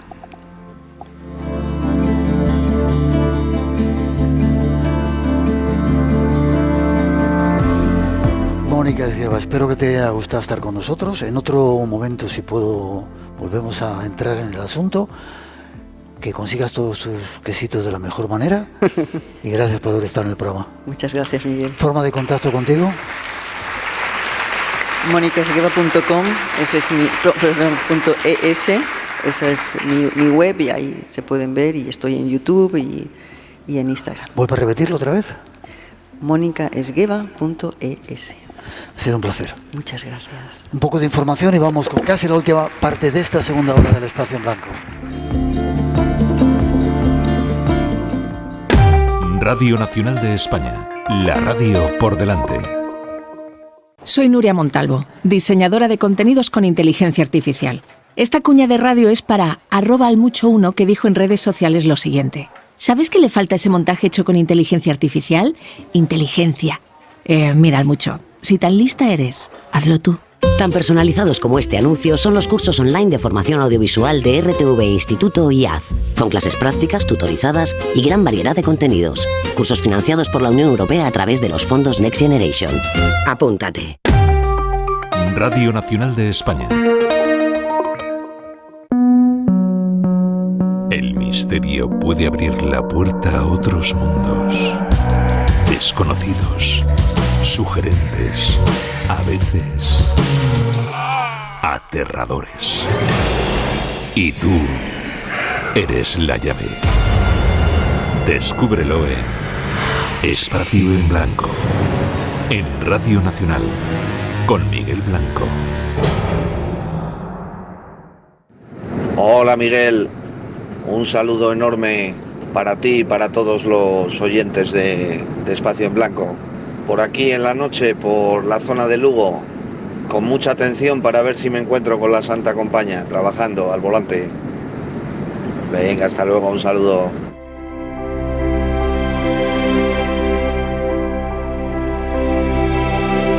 Cambiamos un poco algunos de nuestros invitados, el escenario que tenemos, y volvemos otra vez. Hablábamos ahora de luz y ahora llega otro momento con este ser extraño que está en el programa y otro un poco más luminoso. Tras esa introducción entramos en ello. ¿Investigador? ¿Habéis escrito algún libro con...? Sí, tenemos publicado algunos libros y tú sabes que nosotros siempre enfocamos esto desde el punto de vista lo más científico posible. Sí. Entonces, si me permites, me gustaría contar una anécdota. Porque cuenta. Viendo antes a Juanjo hablar, yo recuerdo hace unos 25 o 30 años en una conversación con Rafa Campillo, yo recuerdo que Rafa me dijo una cosa que a mí al principio me llamó la atención, pero yo pensé que Rafa no... Me acuerdo que me dijo: Fernando, que sepas que las cosas están cambiando y algo empieza a moverse. Y yo en ese momento no terminaba de entender porque no lo veía como él. Cuento esto por lo siguiente: gracias a gente como el doctor, yo por mi ámbito, por mi profesión, trabajo en el ámbito sanitario, soy visitador médico. El equipo con el que nosotros trabajamos, José Martínez, que está por ahí, José Luis Tajada, normalmente siempre lo que hacemos es estudiar y analizar y pesar desde el punto de vista científico cualquier caso, cualquier cosa extraña que pueda caer en nuestras manos. Yo recuerdo hace 25 años, una de las veces yo iba al hospital a trabajar y a algunos médicos les pedía ayuda y les decía: oye, mira, tengo que analizar esto, necesito tu ayuda, y siempre me decían: yo esto no lo veo y te puedo ayudar con una condición. No se puede enterar ni Dios, porque me juego mi reputación. Pues Rafa, llevabas razón, hemos pasado de eso. Actualmente te puedo contar, por ejemplo, que hace 3 meses hemos vuelto a retomar el análisis de una teja que hay en Villarroledo, en un convento, se llama la Virgen de la Teja. Llevamos 22 años pesando, analizando, midiendo la teja, porque según las monjas es un milagro y la imagen está creciendo. Y te puedo contar que desde la primera vez que nos costó el dinero a nosotros hacer las pruebas, hemos pasado a que en marzo estuvimos en el grupo Quirón en Albacete, le hicimos una resonancia magnética, una tomografía axial computerizada y una placa para intentar medir lo que buscamos, y están 16 personas y nos dijeron: lo único, esto evidentemente vale un pastizal, no os lo vamos a cobrar, pero en cualquier medio de comunicación que habléis, cualquier artículo que escribáis, etcétera, tenéis que decir que el grupo Quirón está colaborando.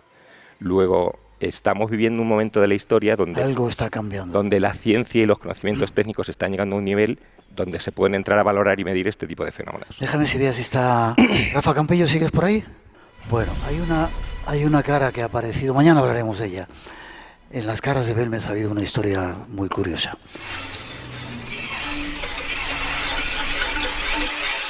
Mira la música que suena. Ana Martínez sigue estando aquí con nosotros.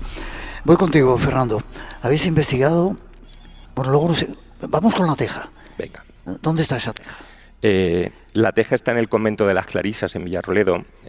Todo esto empieza hace unos 100 años, según ellas, y es en un búcaro de agua donde ellas no tienen agua corriente ni nunca la han tenido en las celdas. Ellas tenían agua para poder asearse y beber por las noches. Para taparla y que no cayese nada, ponían una teja de barro lisa. Todo esto es lo que ya nos cuentan. En esa teja hay un momento dado donde una de las monjas nota que empieza a tener rugosidades. Con el paso del tiempo ha ido creciendo. Yo os invito a que busquéis en internet Virgen de la Teja de Villarroledo y os va a sorprender porque la imagen es bestial. Entonces, la imagen es de una virgen con un niño en brazos y crece, según ellas, hacia afuera, ¿vale? Sí, sí, tiene volumen. ¿De la teja estás así? Sí, sí, es como si hubiese un molde puesto, ¿vale? Entonces, a nosotros nos contactan hace 20 años.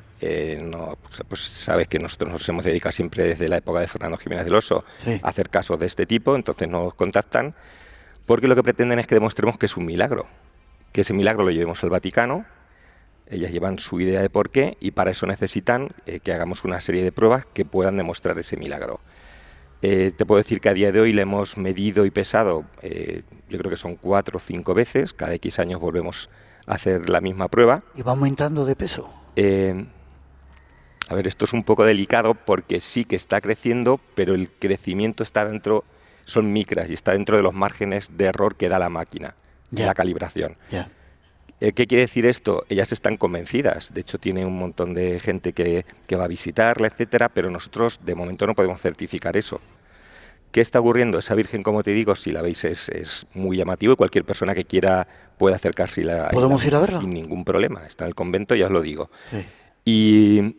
Y lo curioso del caso, como os digo, es que esa imagen ha ido creciendo y hemos pasado de que la Iglesia en su momento todo esto lo llevase muy tapado, luego hubo una época donde no querían que nosotros trabajáramos, porque el contacto fue desde aquí, desde el obispado. No tenemos ningún interés en demostrar que esto es un milagro, ni lo contrario. Para ellos es un tema de fe, no queremos que esto sea un circo como Fátima, como puede ocurrir en otros sitios, y queremos que dejéis de trabajar en este caso. Paramos una temporada y hemos vuelto a retomarlo otra vez, nos han vuelto a llamar. Sí que es curioso ver la cantidad de gente, tenemos testimonios, tenemos recogido testimonios de gente que afirma que tenía un cáncer y gracias a rezarle a la Virgen se le ha curado. Tenemos el testimonio y tenemos la documentación donde en la Clínica Ruber de Madrid certifican que hay una curación espontánea, es lo que pone, de un tumor. También te quiero decir que la ciencia tiene casos de remisión espontánea que no se puede explicar, aunque es muy, muy complicado, pero a veces ocurre, ¿vale? Pero lo bueno, Miguel, es que la ciencia se está abriendo y cada vez hay más científicos. En neurociencia se están haciendo avances bestiales y gracias a todo lo que se está moviendo, por fin se pueden pasar a estudiar estas cosas. Qué bien. Vamos enseguida a la Plaza de los Aparecidos, lo llamas. Has nombrado a Fernando Jiménez del Oso. Hoy me pasaba una fotografía, no sé si la has visto. No. No la has visto, no te la puedo enseñar ahora, pero... Vale. Que había aparecido una nueva cara en las caras de Gómez. ¿Y sabes a quién se parecía? A Fernando. A Fernando Jiménez del Oso. Pues eso tengo que verlo. Hablaremos de ello.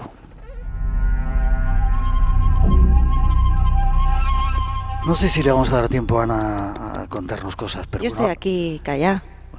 Ya hemos hecho una ouija y ya estás. Cuéntame la Plaza de los Desaparecidos porque tenemos testimonios. ¿Qué es eso? ¿Dónde está? Creo que hemos hablado de ello alguna vez, pero vuelve porque nunca habíamos tenido testimonios. Venga, en el año 2010... Tenemos 10 minutitos para... Quiero que Ana nos cuente un poquito. Sí, además ella conoce el caso porque aquí Albacete es pequeño y nos conocemos todos y muchas veces colaboramos o tenemos apoyo, etcétera. Entonces puede hablar perfectamente. En el año 2010 hay unas obras en la Plaza Periodista Antonio Andújar, en el centro de Albacete, para soterrar los contenedores tanto de vidrio, etcétera.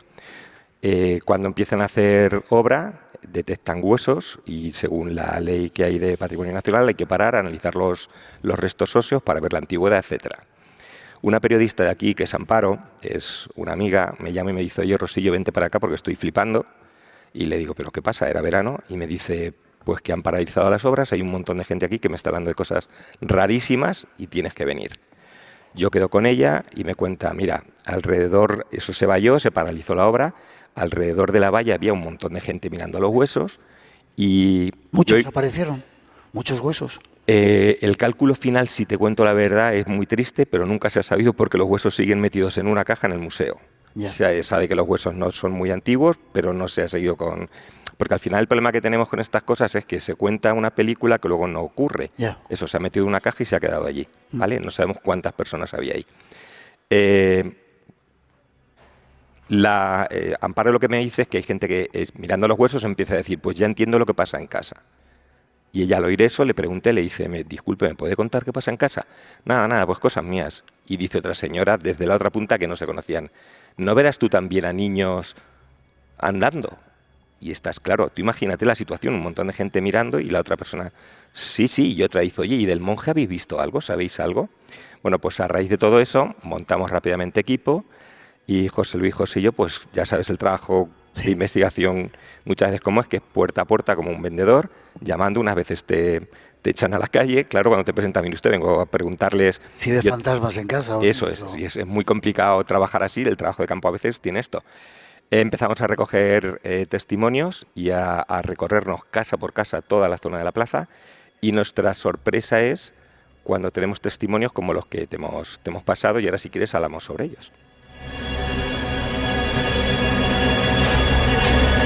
Vamos con el primero, a escuchar el primer testimonio de alguien que vive en esa plaza. Y esto le pasaba. Dicen que veían a niños, llevaban como un uniforme escolar antiguo, dicen que les aporreaban los cristales de la terraza como si estuvieran jugando. La cabeza y eso que apenas se les veía, que no se veía cabeza, para decir la cara del niño. Cuando ellos pasaban y ya se iban, dice que veían y desaparecían. Vaya caso tan raro, ¿no? Se veía la cara, niños antiguos vestidos como niños antiguos. Los testigos dicen que son como folios en blanco y gris. Son niños como si fuesen de la posguerra, pero que cuando se giran desaparecen porque solo tienen 2 dimensiones. Lo curioso de esto es que la gente te dice que se han habituado a verlo, y hablamos con testigos que no se conocen en sitios distintos que tienen la misma visión, que es lo curioso. Aquí 4 puntos importantes, ¿vale? Vamos a ir uno a uno. El primero es el de los niños. Te cuentan que se mueven, las visiones más... Sí, es como si pasearan por el pasillo, como si fuesen jugando en grupo. Y a veces cuando les hablan los niños se giran, como si entendieran, pero no hay una comunicación. Al principio la gente tenía miedo y luego decían, pues al final te habitúas, tú ves a los niños pasar, claro, tú sabes esto, primero hay que ir al punto, al análisis psicológico. Le pasamos un test de batería para ver si los niños están allí o es una imaginación de la persona que lo cuenta. Cuando ves que en la misma casa hay testigos que te cuentan cosas parecidas, pero cambias de sitio y hay alguien que te cuenta algo parecido, ves que hay un pozo común. ¿Vale? Ese es el primero. Segundo punto, nos cruzamos a la parte de enfrente de la plaza y tocamos una de las puertas y la señora se portó muy bien, una señora mayor, le explicamos lo que queríamos hacer y nos dice, pasen ustedes. Y cuando pasamos estaba su marido, un señor muy serio, sentado en un sillón, y dice, vienen estos chicos a hablar con nosotros, entonces voy a contarles algo que nunca te he contado porque no quiero que pienses que estoy loca. Wow. Y es una cosa que veo. Y dice el hombre, no verás a un monje que nos mira desde la puerta. Tú imagínate la cara que se nos queda. La mujer no entendía nada y le dice, ¿pero tú ves al monje? Claro, nosotros estábamos completamente perdidos, porque tú no te esperas esa reacción. Entonces los dos se ponen a hablar entre ellos y nosotros anotando, intentando, llevamos un medidor para analizar el campo electromagnético de la casa, siempre llevamos con una batería de aparatos, ¿vale? Y entonces entre ellos se pusieron a hablar. Y el hombre le decía a su mujer, yo no te he querido decir nada porque yo pensaba que me ibas a decir, ha perdido la cabeza. Y ella decía, pues yo que pensaba lo mismo. Entonces te cuentan que una especie de monje que no le ven la cara, es una especie de ser de casi 2 metros, se pone en la parte de la puerta y casi roza la puerta él. Lleva una capucha hacia adelante y llega un momento determinado donde 5 o 6 segundos después de esa visión se gira y se va. A nosotros eso nos lleva a un punto... porque hay veces que la gente puede tener problemas, revisas toda la medicación, a ver si alguna de las medicinas tiene un efecto secundario que genera alucinaciones, o sea, el trabajo siempre es meticuloso. Pero llegas al punto donde no encuentras nada anómalo, salvo que realmente lo que está ocurriendo es real. Esa misma visión se produce en otra casa diferente. ¿Vale? Tercer punto. Breve, si puedes, que quiero escuchar la segunda. Hay un contacto nuestro en el 112, empezamos a hacer indagaciones y nos dice que se han dado cuenta, porque les pregunto, necesito que hagáis esta consulta, pero tengo un pequeño presentimiento, quiero saber cuándo salí fuera, en los casos de intentos de suicidios, ¿dónde vais? Entonces lo analizan y me dicen, en los últimos años, el 80% de las salidas en Albacete Capital han ido a esta plaza. ¿En la plaza de los Zapatos? Tal cual. O sea, imagínate, realmente ocurre algo ahí, ¿vale? ¿Hay algún punto más? El otro punto es otra de las visiones parecidas a las que hay. Vale, déjame que escuchemos ese segundo testimonio. Pues hace unos 15 días o por ahí, que estábamos sentados. Yo me siento más para allá, como me coge así la tele, y él detrás y se durmió. Yo lo estaba viendo dormir, pero yo ya me puse así, y estando algo así veo que sale, pues yo me creía que era él, la verdad sea dicha, porque vi un hombre. pero miro así y le veo los pies, digo, digo, pero si no es mi marido, una cosa. Aquí en el salón han pasado. Y ya me asomé y no vi nada más que lo vi salir. Hasta tenemos unos espejicos aquí donde están los cuadros, que son los cuadros que los tiro, porque desde luego salía una cara. Salía una cara de una mujer mayor. Sabemos. Y le dio a mi madre miedo que no lo tenía. No, ya me acostaba yo, cuando se acostaban todos, mira yo, porque me da. Estos y me dijo, como los fijaros. No más que otras. Sí, eran de no.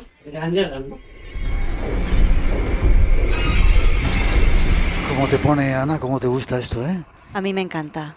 Vale, tenemos 3 minutitos. No sé si nos va a dar tiempo a ir al caso Almansa. No, pero puedo matizar una de las cosas que ha dicho Fernando, Venga. que he caído de pronto mientras lo estaba escuchando, reviviendo toda esta historia que es maravillosa, la de la Plaza de los Aparecidos. Y es que al lado de la plaza, o sea, uno de los edificios, giras la calle Zapateros, está el Conservatorio de Música. ¿Y qué pasa? Pues que se reportan que en el conservatorio de vez en cuando se escuchan cosas raras también. Sí. Como música, claro, es el conservatorio que se va a escuchar. Pero recientemente me contaron pues un poco eso, ¿no? Que cuando se vacía el edificio, están cerrando los conserjes y demás, están ahí haciendo tiempo porque no han salido todavía los profesores, que el de piano no se ha ido todavía de ahí. Cuando ya no hay nadie. Vamos a ver si se quiere ir, porque está tocando, está ensayando. Y a la que van, allí no hay nadie. Y es curioso que esté en la misma zona. Fernando, ¿qué explicación hay?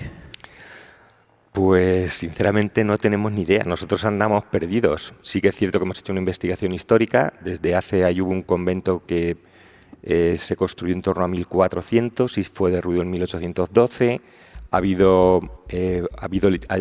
a ser parte de una leprosería, luego también estuvo durante la época de la preguerra civil española, fue un cuartel donde estaban las caballerizas, luego todo eso se ha derruido y al final estamos buscando algún indicio que nos lleve hacia algún sitio, pero no encontramos nada. Lo único que sí te puedo decir, esto lo vimos también los tres, te lo puede confirmar José.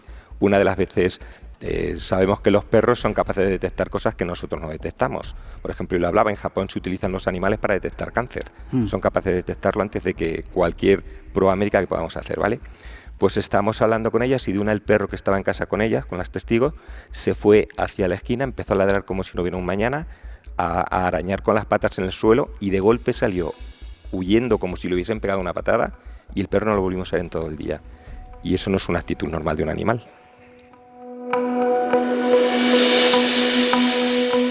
Os tengo que despedir. El más allá existe entonces y de vez en cuando se manifiesta. Yo creo que estamos en una época de la historia donde vamos a empezar a ver o a entender cosas que hasta ahora no entendíamos. ¿Forma de contacto contigo, Fernando?